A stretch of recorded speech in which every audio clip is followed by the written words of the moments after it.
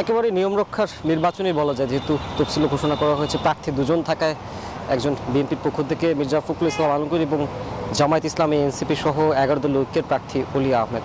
এবং নিয়ম রক্ষা নির্বাচন এই কারণ 70 অনুচ্ছেদের কারণে যেহেতু সংসদ সদস্যরা রয়েছেন, তারা নিজ দলের বাইরে ভোট দিতে পারবেন না। অনুযায়ী বলা যায় আসলে রাষ্ট্রপতি 23তম কে হতে যাচ্ছেন।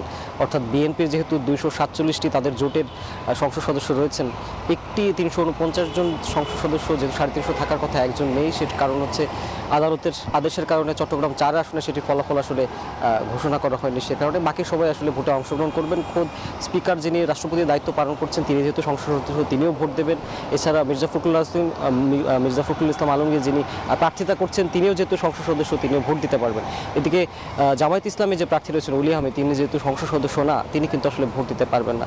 বাকি সবাই আসলে নিজ আসনে বসে সংসদ কক্ষে বৈঠক ডাকা হয়েছে, যেহেতু সংসদের অধিবেশন চলমান নেই, তারা সবাই এসে নিজের আসনে ভোট দেবেন। প্রথমে যে ভোটের যে ব্যালট রয়েছে, তার যে মুড়ির অংশ রয়েছে, সেখানে নিজের পূর্ণ নাম দেখে স্বাক্ষর করে সবাই আসলে নেবেন এবং তারপরে যে ব্যালট রয়েছে, সেই ব্যালটে আসলে যার যার ভোট আসলে প্রদান করবেন। এরপরে আসলে এই যে আয়োজনটি, সেটি কিন্তু নির্বাচনের আয়োজন, সেটি সিইসি যিনি রয়েছেন প্রধান নির্বাচন কমিশনার, তার সভাপতিত্বে হবে। এবং এখানে ভোটের 2টার পরে আসলে ভোট যখন শুরু হবে, তখন ভারপ্রাপ্ত রাষ্ট্রপতি যিনি রয়েছে এবং প্রধানমন্ত্রী যারা ভোট দেবেন, তাদের শুরুর যে অংশটা, সেটি আসলে সরাসরি আসলে ভিটিভিতে সম্প্রচার করা হবে, সবাই আসলে দেখতে পাবেন। এরপর পরই আসলে ভোট গণনা কিন্তু তাৎক্ষণিকভাবে হয়ে যাবে এবং সেই গণনা শেষ হওয়ার পরে তখনই আসলে ফলাফল ঘোষণা করা হবে। এছাড়াও এই দিনই গ্যাজেটও প্রকাশ করার কথা রয়েছে এবং আগামীকাল আসলে নতুন রাষ্ট্রপতি যিনি হবেন, তিনি নির্বাচিত হবেন, তাকে আসলে শপথ গ্রহণ করানো হবে এবং তারপরে তিনি আসলে বঙ্গভবন ঘুরবেন ও অন্যান্য যে আনুষ্ঠানিকতা আছে সেটি আসলে করা হবে। এবং 2টা থেকে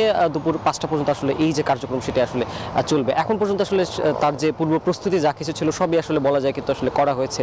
প্রায় 35 বছর পরই কিন্তু এরকম একটা প্রতিদ্বন্দ্বিতাপূর্ণ নির্বাচন কিন্তু এই যে রাষ্ট্রপতির পদে, সেটি কিন্তু আসলে হতে চলেছে। অঙ্কুর, এই ছিল আমার থেকে। Bashundhara public school and college 2026 শিক্ষাবর্ষে ভর্তি চলছে।